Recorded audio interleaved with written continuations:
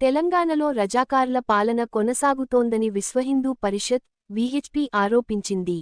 బక్రీద్ సందర్భంగా వారు సోమాజిగూడ ప్రెస్ క్లబ్లో మీడియాతో మాట్లాడారు.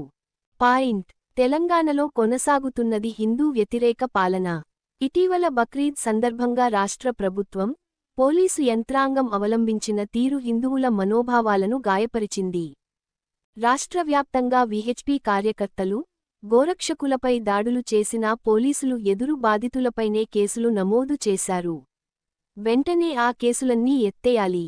మైలార్దేవుపల్లి, ముషీరాబాద్, రామంతాపూర్ తదితర ప్రదేశాలలో గో హంతకులు చట్టాన్ని చేతులకు తీసుకొని హిందువులను చంపే ప్రయత్నం చేశారు. మైలార్దేవుపల్లి దళిత బస్తీలో కళేబరాలు పడేసి అక్కడ అపరిశుభ్ర వాతావరణం సృష్టిస్తున్నారు. దీని కారణంగా అక్కడి వారికి అనారోగ్యాలు ప్రబలే ప్రమాదం ఉందన్నారు.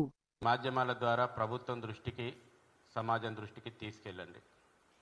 మా వెనకాల కూర్చున్నారు, మమ్మల్ని అందరినీ కూడా పరిచయం చేశారు. మా వెనకాల బడుగు బలహీన వర్గాలు, దళిత సామాజిక వర్గాల నుంచి వచ్చి తమ పిల్లలు జైల్లో ఉండి, తమ భర్తలు జైల్లో ఉండి, కడు పేదలకు తినడానికి తిండి లేక వారం రోజుల నుంచి భయానకమైనటువంటి పరిస్థితుల లోపట వాంబే కాలనీ, రాజీవ్ గృహకల్ప, మైలార్దేవుపల్లి నుంచి వచ్చినటువంటి బాధిత కుటుంబాలు ఉన్నాయి.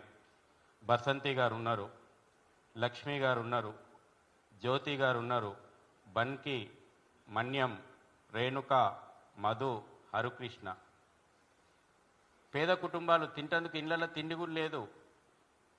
తమ ఆరోగ్యాలు పాడైపోతున్నాయని అనేకసార్లు ప్రభుత్వాల ముందర మొరబెట్టుకున్నటువంటి కుటుంబాలు. ఇవాళ వాళ్ళ పిల్లలు, భర్తలు, తమ్ముళ్ళు, అన్నలు, చెల్లెళ్ళు జైళ్ళల్లో ఉన్నారు.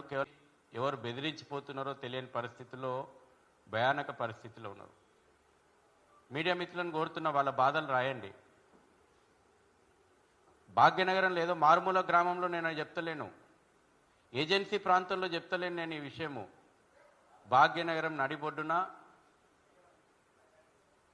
బడుగు బలహీన దళిత వర్గాల యొక్క భయానకమైనటువంటి వాళ్ళపైన రాజ్యహింస ఎట్లా కొనసాగుతుందో మీరు రాయండి, చూపెట్టండి. కొన్ని విషయాలు నేను మీ దృష్టికి తీసుకొస్తున్నా.